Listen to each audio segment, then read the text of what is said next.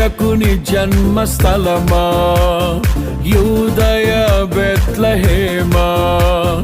రక్షకుని జన్మస్థలమా, యూదయ బెత్లెహేమా.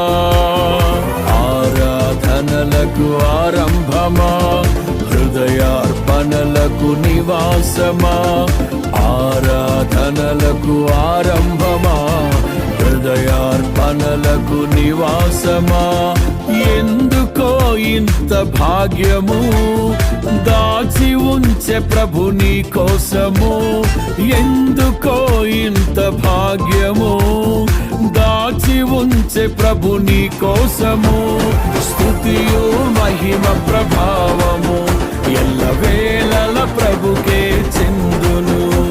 స్తుతియు మహిమ ప్రభావము ఎల్లవేళల ప్రభు